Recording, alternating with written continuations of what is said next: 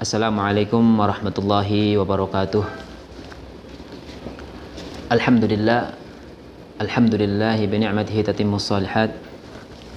Wassalatu wassalamu ala hamilir risalah sahibin nubuwah Rasulullah sallallahu alaihi wasallam. Allahumma salli wa sallim wa barik ala sayyidina Muhammad wa ala ali sayyidina Muhammad. Pendengar yang dimuliakan oleh Allah Subhanahu wa taala, puji syukur alhamdulillah kita panjatkan kepada Allah yang mana pada saat ini sudah kita saksikan bersama dengan mata kepala kita sendiri. Alangkah lengkapnya, alangkah komplitnya sarana prasarana untuk menyebarluaskan sunnah-sunnah baginda Rasulullah, ajaran-ajaran baginda Rasulullah, estafet perjuangan para ulama kita, kitab-kitab turos yang diwariskan ulama-ulama kepada kita dengan adanya berbagai media seperti ini, dengan semua perangkat yang ada. Salah satunya alhamdulillah Mustafawiyah baru-baru ini sudah launching channel khusus ataupun akun resmi yang berkomitmen untuk bersinergi ke depannya untuk ikut andil dalam mengembangkan, dalam menyebarluaskan khasanah-khasanah yang dimilikinya. Begitu juga untuk ikut andil memperjuangkan, menyebarluaskan sunnah-sunnah baginda Rasulullah sallallahu alaihi wasallam, ajaran-ajaran baginda Rasulullah sallallahu alaihi wasallam, estafet perjuangan-perjuangan para ulama-ulama kita dahulu, sehingga orang yang menikmati, orang yang mencicipi dari ponpes yang berkah dan yang kita cintai ini bisa skalanya makin luas, sehingga setiap orang di berbagai belahan penjuru, di berbagai daerah bisa merasakan seperti dia itu berada di Mustafawiyah. Dengan adanya akun-akun resmi seperti ini, dengan adanya komitmen seperti ini, semoga apa yang kita lakukan ataupun niat kita yang baik ini diridhai oleh Allah Subhanahu wa taala, diberkahi oleh Allah Subhanahu wa taala, dibanggakan oleh baginda Rasulullah sallallahu alaihi wasallam. Begitu juga pendiri Mustafawiyah, pendiri pondok Mustafawiyah, Mustafa Husain. Semoga dengan kegiatan-kegiatan seperti ini kita bisa mendapatkan pandangan dari beliau, dari Syekh Mustafa Husain, dari Rasulullah, khususnya dari Allah Subhanahu wa taala. Kami di sini mewakili bukan hanya ataupun kami tampil di sini bukan niat untuk menggurui, bukan niat untuk mengajari, bukan merasa karena yang paling top, paling oke, tidak. Di samping mengemban amanah, di samping menjalankan amanah, kami tampil di sini untuk mengimplementasikan apa-apa yang dianjurkan, apa-apa yang diinstruksi oleh baginda Rasulullah sallallahu alaihi wasallam, untuk saling menasihati, untuk saling berbagi, untuk saling melengkapi satu sama lain. Al-muslimuna kal bunyan yashuddu ba'dhum ba'dha. Orang Islam itu seperti satu bangunan, yashuddu ba'dhum ba'dha, satu sama lain harus saling mendukung, satu sama lain harus saling mengingatkan, satu sama lain harus saling berbagi, satu sama lain harus saling melengkapi. Supaya umat Islam itu, supaya tubuh umat Islam itu bisa kuat, bisa seperti yang diinginkan oleh baginda Rasulullah sallallahu alaihi wasallam. Alhamdulillah, semoga channel ini, semoga akun seperti ini diberkahi oleh Allah Subhanahu wa taala. Amin ya rabbal alamin. Nah, pada kesempatan ini saya pribadi sedikit akan membahas sebagian pembahasan dari kitab An-Nubuwah Sukra. Begitu juga kitab Al-Usus wal Muntalaqat. Dua kitab ini merupakan kitab yang membahas ataupun merupakan disiplin ilmu yang membahas tentang fikih tahawulat. Fikih tahawulat ataupun bisa dikatakan fikih transformasi. Kalau kita definisikan, kalau kita artikan, kalau kita cermati, kalau kita jabarkan apa itu fikih transformasi, apa itu fikih tahawulat, sangat simpel sekali. Dan memang fikih ini bukan ilmu yang baru. Fikih ini sudah ada zaman dulu, sudah ada di zaman Nabi SAW, zaman sahabat. Namun saat itu belum berbentuk disiplin ilmu. Baru akhir-akhir ini, saat-saat seperti ini, di akhir-akhir sekarang ini, baru ilmu yang seperti ini ataupun fikih tahawulat ini baru berbentuk disiplin ilmu. Kalau sebelumnya adalah masih berbentuk praktek ataupun di lapangan, seperti itu, praktek di lapangan. Namun kalau sekarang udah berbentuk disiplin ilmu, sudah rapi, sudah ada kaedah-kaedahnya, sehingga mudah mempelajarinya, sehingga mudah menguasainya, sehingga mudah mengajarkannya, sehingga mudah dicermati, mudah dicerna, sehingga mudah diamalkan dan mudah dikuasai, seperti itu. Jadi apa itu fikih tahawulat? Sebelum kita menyinggung ataupun sebelum kita membahas pembahasan yang ada di kitab ini, perlu mungkin kita perkenalkan apa itu fikih tahawulat. Jadi fikih tahawulat itu adalah merupakan disiplin ilmu yang membahas tentang ayat-ayat Al-Quran, hadis-hadis Nabi, ataupun perkataan-perkataan ulama salafus saleh yang menjelaskan ataupun yang menerangkan ataupun yang menyebutkan tentang fitnah-fitnah di akhir zaman ataupun pertanda-pertanda hari kiamat. Pertanda-pertanda akhir zaman itu seperti apa? Fitnah-fitnah, penyakit-penyakit yang ada di diri seseorang, penyakit-penyakit yang ada di tubuh masyarakat, penyakit-penyakit yang ada di tubuh kabupaten, penyakit-penyakit yang ada di berbagai elemen masyarakat, itu apa? Itulah yang perlu ataupun itulah yang dikaji di dalam kitab ini. Supaya apa? Supaya bisa diperbaiki, supaya bisa diobati, supaya bisa dicari solusi. Jadi mengkaji ini bukan seperti pemikiran sebahagian orang ataupun bukan seperti polemik-polemik yang ada di sebahagian masyarakat, bahwa mungkin di sana ada yang mengatakan nggak usah deh belajar fikih tahawulat, nggak usah deh mempelajari fitnah-fitnah akhir zaman, tanda-tanda hari kiamat, ataupun nggak usah deh, itu akan membuat generasi muda nanti semakin kendor cita-citanya, akan semakin semakin dikit orang yang bercita-cita tinggi. Itu mungkin sebahagian pemahaman ataupun pemikiran yang ada itu masyarakat. Nah, pemikiran yang seperti ini sebenarnya udah jelas keliru. Nah, di dalam kitab ini juga jelas beliau membantah bahwa pemahaman seperti ini sudah keliru.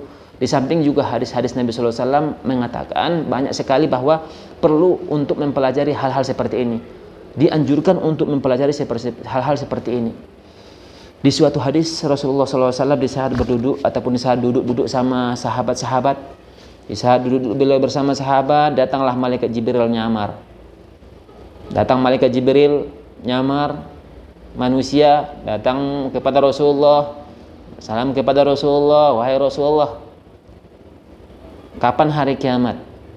Apa respon Rasulullah? Apakah yang bertanya itu lebih tahu ketimbang yang tanya? Bukankah yang bertanya itu lebih tahu ketimbang yang tanya? Terus percakapan malaikat Jibril dengan Nabi ditanya lagi. Malaikat Jibril menanya lagi, apakah pertanda hari kiamat? Apakah tanda-tanda hari kiamat? Juga direspon Nabi dengan respon yang sama. Apakah yang menanya itu lebih tahu ketimbang yang tanya? Nah, dengan seperti ini, setelah lama perbincangan malaikat Jibril dengan Nabi, langsung malaikat Jibril ataupun setelah berbincang-bincang dengan Nabi, malaikat Jibril manggit ataupun pulang dari ataupun bertolak dari majelis tersebut. Setelah malaikat Jibril pergi, Rasulullah SAW bertanya kepada sahabat, wahai para sahabatku, kalian tahu nggak siapa tadi orang tuh, siapa yang datang? Sahabat nggak pada yang tahu, nggak ada yang pada yang tahu. Itulah malaikat, apa jawab Nabi? Itulah malaikat Jibril datang kepada kalian untuk mengajarkan untuk mengajarkan tentang perkara yang apa yang perlu kalian ketahui. Datang kepada kalian untuk mengajari perkara-perkara yang agama kalian. Datang kepada kalian untuk mengajarkan hal-hal yang perlu kalian ketahui. Ya, maka apa yang kita ambil dari hadis ini? Bahwa memang hal-hal seperti ini perlu dipelajari, perlu dikaji, perlu dicermati, perlu diedukasikan, perlu disebarluaskan. Supaya apa? Supaya bisa saling sama-sama saling memperbaiki, sama-sama saling merangkul, sama-sama bisa membanggakan baginda Rasulullah Sallallahu Alaihi Wasallam. Jadi seperti itu. Untuk mempersingkat waktu, langsung saja kita ke pembahasan salah satu kitab ini, ataupun ke salah satu pembahasan yang ada di kitab ini. Mauqiful muslim minal fitani wa ma yatarattabu 'alal mubadarati bil a'malis salihah inda dhuhuriha. Sikap seorang muslim terhadap fitnah-fitnah yang bermunculan di akhir zaman ini seperti apa? Apa yang perlu dilakukan seorang muslim? Apa yang perlu disegerakan oleh seorang muslim di saat sudah bermunculan fitnah-fitnah akhir zaman? Di saat sudah berdatangan fitnah-fitnah, cobaan-cobaan, penyakit-penyakit masyarakat di akhir zaman, apa semestinya yang perlu dilakukan oleh seorang muslim? Inilah yang kita kaji dalam pembahasan ini. Yajibu ala al-muslimi al-muqini billahi wal yaumil akhir ay ya'rifal wajib alaih.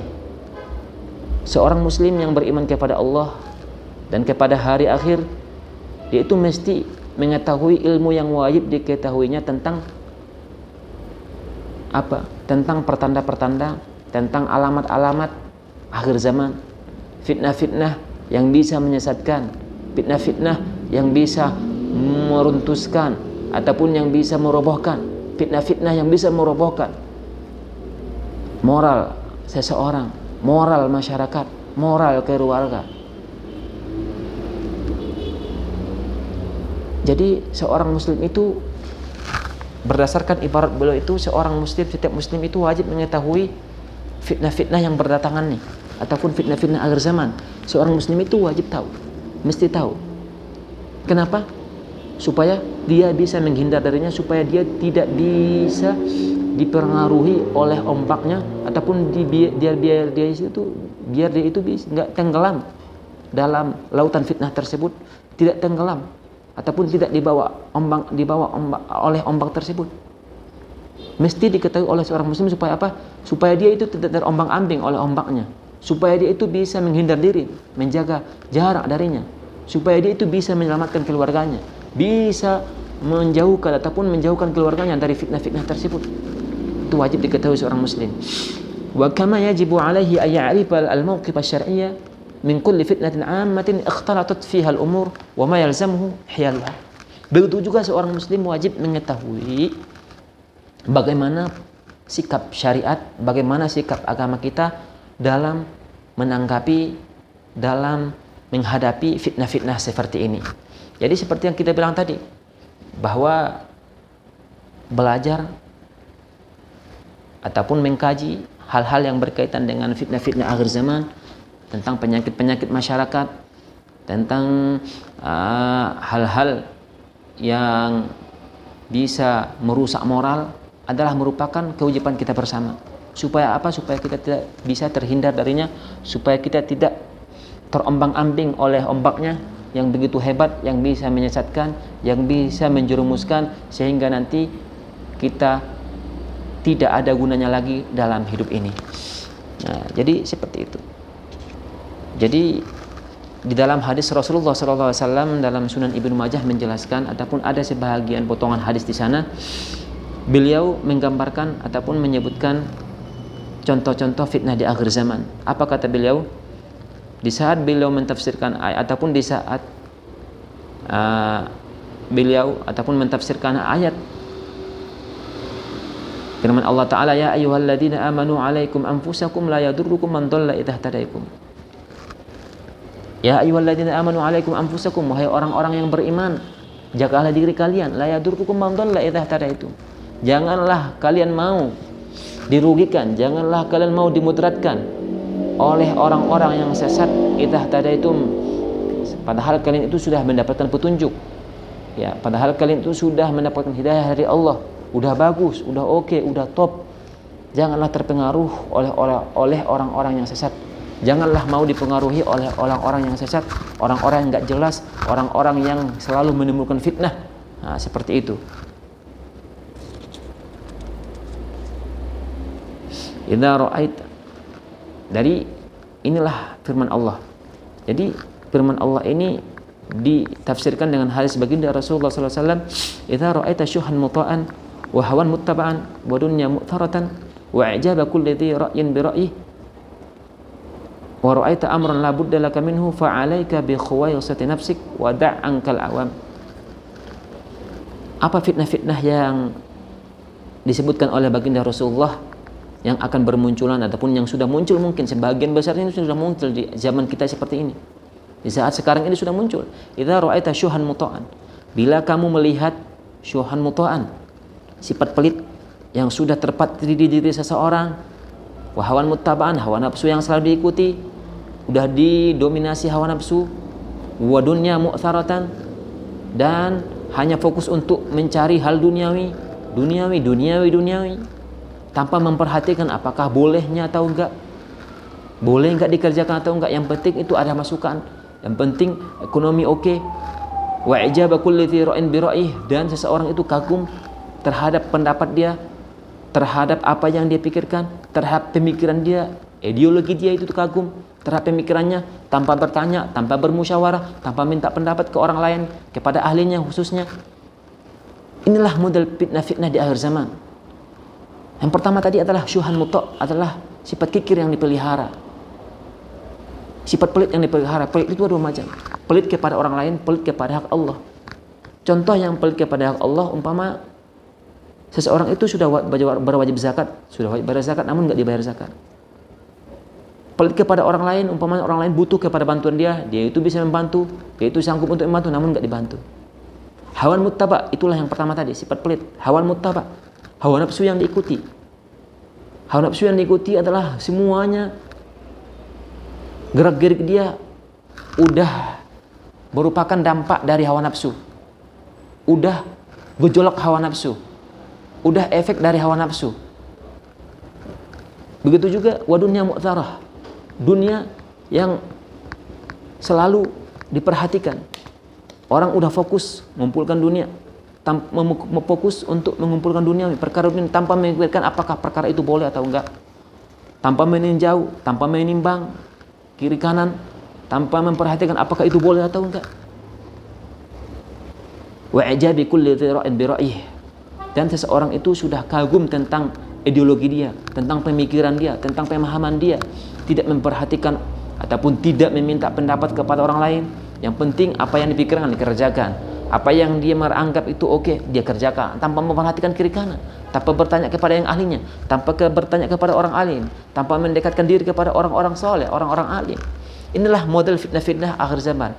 Mungkin ini semua sudah ada, sudah jelas kita saksikan, sudah nampak ataupun sudah wujudnya itu sudah jelas kita saksikan, ada di diri kita, mungkin ada di tubuh keluarga kita, ada di masyarakat kita. Berarti ini adalah saatnya kita untuk apa? Mengobati. Saatnya kita untuk menghindar darinya. Bila kita tahu bahwa ini merupakan fitnah akhir zaman, bila kita sudah tahu bahwa ini merupakan fitnah ataupun merupakan penyakit-penyakit yang ada di tubuh kita, yang ada di tubuh keluarga kita, yang ada di tubuh masyarakat kita, yang ada di penyakit yang ada di halayak ramai, berarti kita mesti apa? Fa'alaika bi khawaisati nafsik, maka mesti kamu itu fokus untuk memperbaiki diri kamu. Fokus supaya kamu tidak terjerumus dalam hal ini, supaya tidak ikut andil, supaya tidak ikut andil dalam menebarkan fitnah seperti ini. Wada'anka al-awam, dan biarkanlah orang awam tersebut. Maksudnya apa? Di saat orang awam itu tidak bisa diperintahkan, tidak bisa dilarang untuk jangan mengerjakan hal-hal yang dilarang, untuk jangan mengerjakan hal-hal yang merugikan, untuk jangan mengerjakan hal-hal yang berbau kemungkaran, namun enggak mau. Di saat diperintahkan mengerjakan kebaikan, enggak mau, ditolak mentah-mentah. Di saat udah seperti itu kiranya, alaika bi khawaisati nafsik, maka fokuslah untuk memperbaiki dirimu, fokuslah untuk memperbaiki dari keluargamu, fokuslah untuk memperbaiki tubuh keluarga kamu. Wada'ankal awam, dan biarkanlah orang awam tuh kalau udah diperintah enggak mau, udah angkal awam, biarkanlah mereka bagaimana kehidupan mereka, bagaimana yang mereka inginkan. Jadi inilah model-model fitnah yang dikatakan oleh baginda Rasulullah SAW dalam hadis Sunan Ibnu Majah ini. Jadi ada beberapa poin yang penting ataupun yang perlu kita ambil dari hadis ini. Bahwa poin pertama apa? Fitnah-fitnah akhir zaman seperti ini pasti akan bermunculan. Dan munculnya itu akan membawa ataupun akan merongsong, akan merugikan, akan memborbardir ataupun menjerumuskan, akan merusak moral seseorang, merusak moral keluarga, merusak moral masyarakat. Bila udah ada fitnah seperti ini, bila udah ada fitnah-fitnah akhir zaman seperti yang digariskan oleh baginda Rasulullah, itu pasti bersifat apa? Bersifat ataupun notabene itu pasti akan merusak seseorang, merusak keluarganya, merusak masyarakatnya, merusak ekonominya, merusak pendidikannya, merusak semuanya, semua aspek kehidupan akan dirusaknya tuh. Karena namanya fitnah akhir zaman, cobaan di akhir zaman, cobaan di akhir zaman. Nah, jadi seperti itu poin pertama. Itu pasti akan datang tuh, semua fitnah-fitnah ataupun semua fitnah-fitnah yang disebutkan oleh baginda Rasul pasti akan datang. Semakin hari semakin hebat nih fitnah. Makanya perlu kita mengkaji, kita perlu kita perlu saling berbagi seperti ini supaya apa? Supaya kita bisa mengobati. Nah, di samping kita bisa memperbaiki diri kita, bisa mengobati di sekitar kita. Minimal keluarga kita. Kalau udah bisa keluarga, kerabat-kerabat kita, tetangga-tetangga kita. Kalau udah bisa ke tetangga kita, ke masyarakat kita. Kalau udah bisa ke halayak yang lebih ataupun yang skalanya yang notabene itu lebih luas lagi. Jadi seperti itu. Yang pertama, itu yang pertama. Yang kedua apa? Bahwa di saat sudah bermunculan fitnah-fitnah seperti ini, kita dianjurkan untuk apa? Untuk fokus memperbaiki diri kita supaya kita tidak ikut ataupun supaya kita tidak kebawa ombak fitnah seperti ini. Maksudnya apa? Apa yang dikerjakan oleh orang awam-awam di sekitar kita, jangan ikuti. Biarkan mereka mengerjakan apa yang mereka kerjakan. Biar mereka tahu nanti akibatnya seperti apa. Soalnya sudah perintah nggak mau, udah dilarang nggak mau. Udah, berarti kita fokus untuk memperbaiki diri kita supaya apa? Supaya kita tidak terombang-ambing, supaya tidak ikut campur dalam menyebarkan, dalam mempelopori fitnah seperti ini. Jadi seperti itu. Kita fokus untuk diri kita sendiri. Dan jangan ikut-ikutan tentang perkara-perkara ataupun tentang aktivitas-aktivitas kegiatan-kegiatan orang yang awam, orang yang nggak berilmu, orang yang nggak tahu apa-apa, orang yang nggak ada apa-apanya. Supaya apa? Supaya tidak terjerumus, supaya tidak ikut ombak fitnah seperti ini. Itu yang kedua. Yang ketiga adalah di saat seseorang itu ataupun di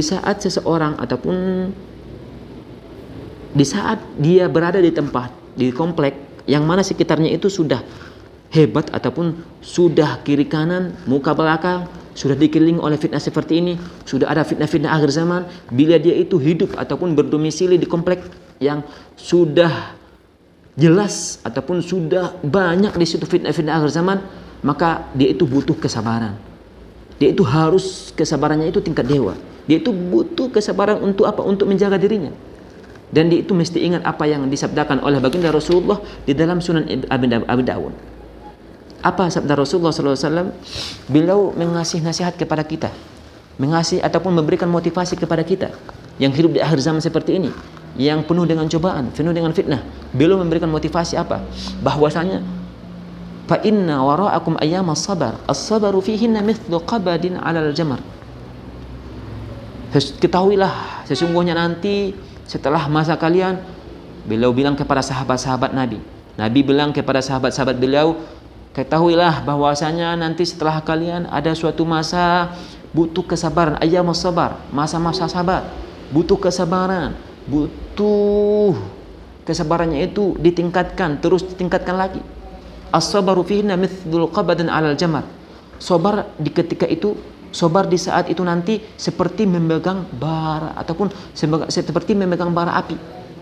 Saking hebatnya cobaan, saking hebatnya fitnah di akhir zaman seperti ini. Makanya apa motivasi Rasulullah? Lil 'amili fihim mithlu ajari 50 rajulan ya'maluna mithla 'amalihi. Bagi orang yang mengamalkan di ketika itu nanti, bagi orang yang al-mutamassik bi sunnati Rasulullah, orang-orang yang berpegang teguh dengan sunnah Rasulullah SAW di akhir zaman nanti seperti apa? Seperti pahala 50 orang di antara kalian, kata Rasulullah. Maka sahabat lain bertanya, Seperti pahala 50 orang ya Rasulullah, ataupun seperti pahala 50 orang di antara kami, di antara sahabat-sahabat Nabi atau di antara mereka. Apa kata Rasulullah? Ajaru khamsina minkum. Seperti maka orang itu akan mendapatkan pahala seperti 50 orang kalian. Sebanding ataupun di saat orang-orang yang berpegang teguh, orang-orang yang selalu istiqamah berpegang teguh kepada sunnah baginda Rasulullah, kepada ajaran Rasulullah di akhir zaman seperti ini, maka dia itu akan mendapatkan, maka pahalanya itu akan dilipat gandakan oleh Allah. Dia itu akan mendapatkan pahala seperti 50 sahabat di zaman Rasulullah sallallahu alaihi wasallam. Nah, itulah motivasi Rasulullah SAW kepada kita. Nah, butuh kesabaran, sabar. Itu yang ketiga. Yang keempat, di saat fitnah-fitnah seperti ini sudah bermunculan, sudah ada di masyarakat kita, sudah ada di sekitar kita, sudah ada di sekeliling kita, maka Rasulullah SAW mengajak kita untuk apa? Untuk memilih dua jalur. Untuk memilih dua jalur. Ataupun untuk berpegang kepada dua kaidah. Boleh dikatakan dua kunci. Yang pertama adalah selalu berbuat amal soleh, ataupun selalu memperbaiki hubungan kepada Allah Subhanahu wa Ta'ala dengan berbagai metode, dengan berbagai macam cara. Yang kedua adalah selalu untuk ataupun berubah untuk membaikkan diri ataupun untuk memperbaiki cara bermuamalah dengan orang lain. Itu yang kedua. Dua perkara ini dianjurkan Rasulullah, diperintahkan oleh Rasulullah di saat sudah ada fitnah-fitnah, di saat sudah bermunculan fitnah-fitnah seperti yang kita jelaskan tadi.